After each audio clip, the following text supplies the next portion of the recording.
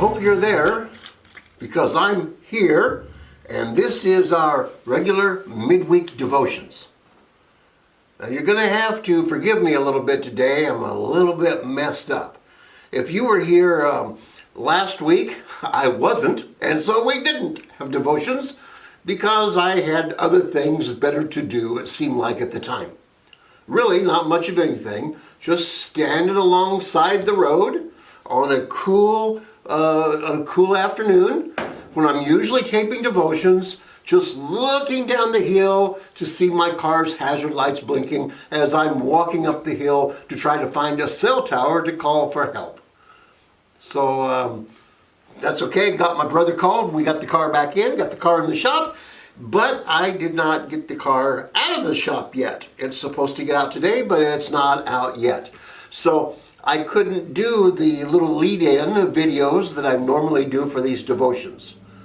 You might have noticed that I just had to grab a video from that I've not used yet, that I grabbed from the last camping trip we had on the river, and just put a little clip on there of about 30 or 40 seconds, because that's all I've got, because I don't have my car, and without my car I don't have one of life's greatest necessities. That is four-wheel drive. Yep. I've been a week without four-wheel drive. If you were here last week, and you know that I wasn't, even if I had been home, I couldn't have taped my video for last week, my devotion, because my camera died. My phone is my video camera, and what died in it was the USB port back here, and without the USB port, I could not, well, first I couldn't charge it. I had to go order a wireless charger, so it's up and going now. Then I have this Rode mic, this directional that I can put on the front when I'm doing my taping of these, so the sound is better. And it's got the little dead cat screen here, you know, so the wind doesn't bother it. I am not using that today, so you might hear inferior video or sound because I'm just using the mic that's on my camera. And I don't have the 4K video because my camera doesn't shoot 4K, it shoots 180, 1080, and so I don't have that video.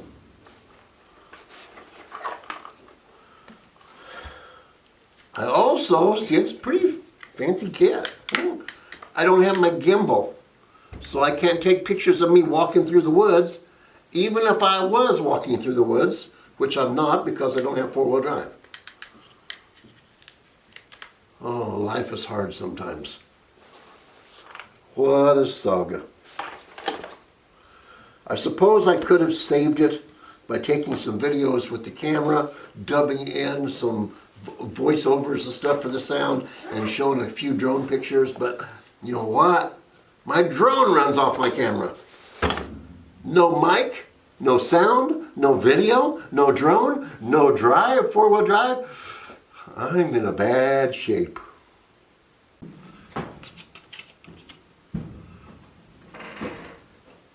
This Pepsi bottle is here for two reasons.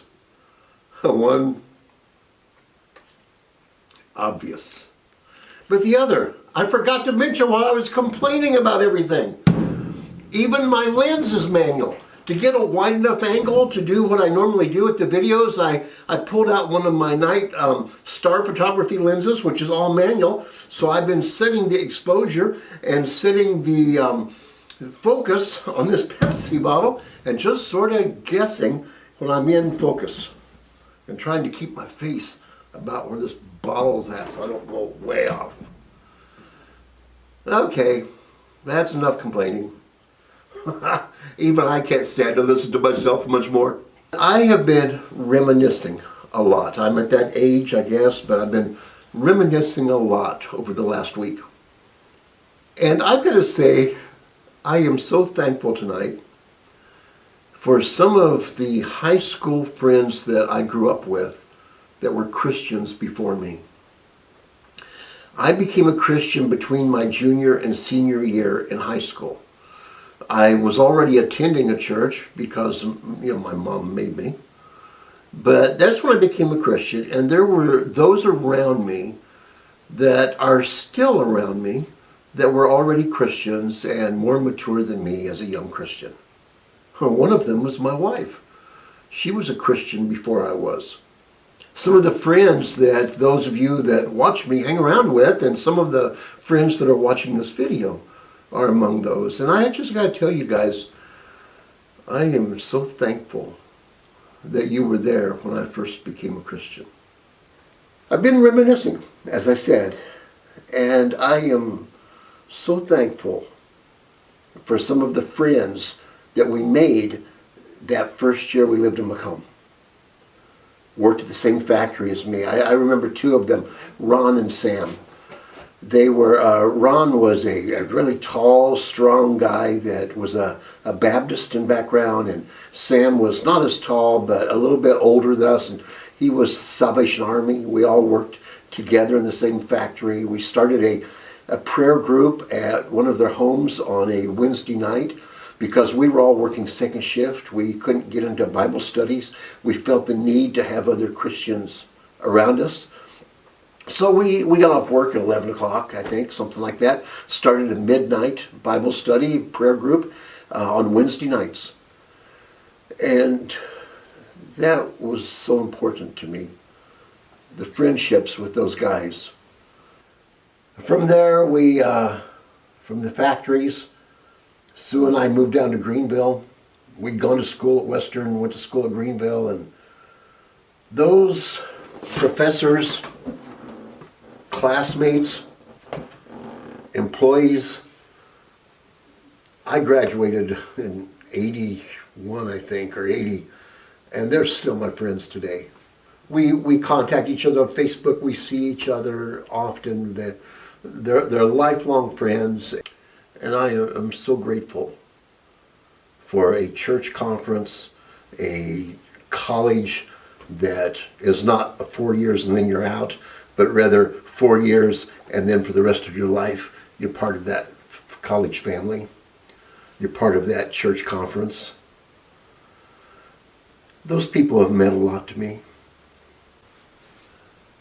Then there are, of course, the people in each of our churches. And every one of those churches had some really nice people.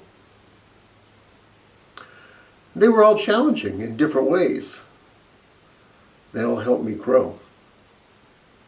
And while I'm talking about this, I realized that I've barely begun. All these people's names and faces come to my mind, and I've barely begun to scratch the surface, and I haven't talked about family yet. And my family, there were Christians in my family that from before the time I was born, they were praying for me. And I am so grateful for this Christian community that I've been a part of for 65 years. I still want to read from Paul's swan song. This is the last chapter of 2 Timothy. Here he is in a dungeon waiting to be executed, and he writes this to Timothy. Now the time has come for me to die. My life is like a drink offering being poured out on the altar. I have fought well. I have finished the race.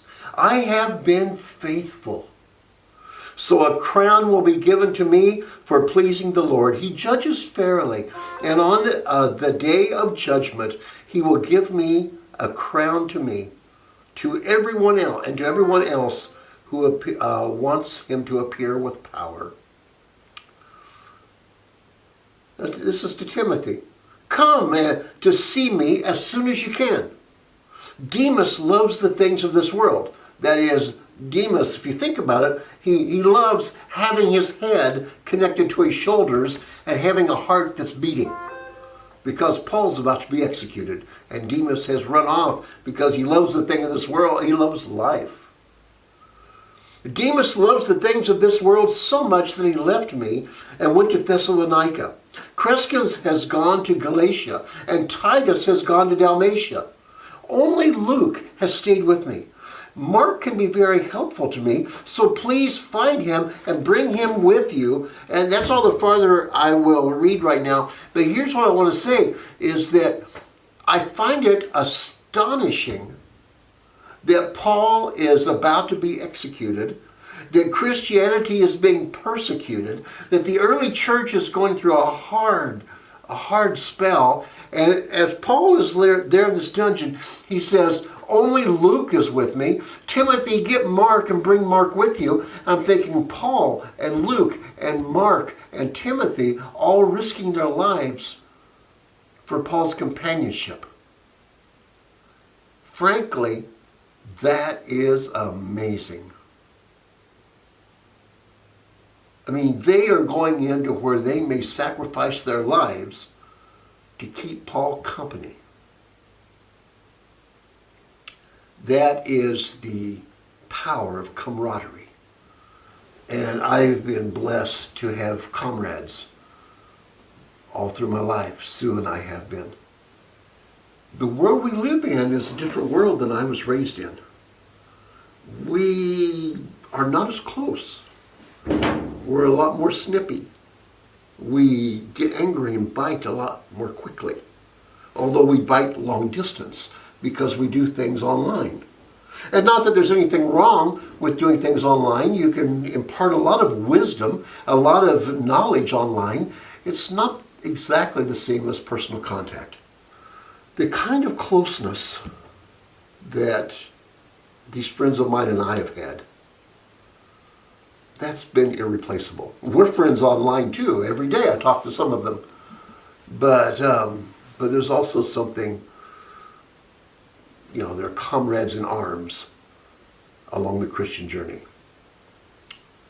And I would like to tell all of us as Christians out here today that along the way, the Christian journey is a community with comrades, not just a faith that we do in an isolated way.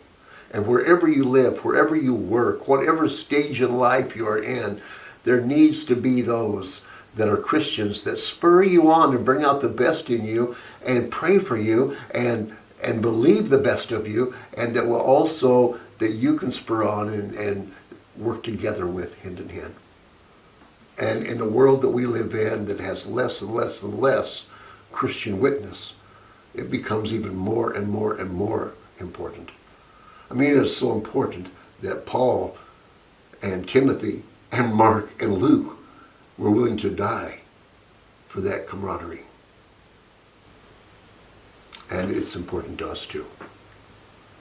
Now, we have just a few days left, and we all are on this journey, and we all need comrades in arms. And may God, if you don't have someone to lift you up in prayer, to encourage you, to battle alongside of you as we go through life's journey, may God send someone to you, or may God send you to someone in need. And may God bless you.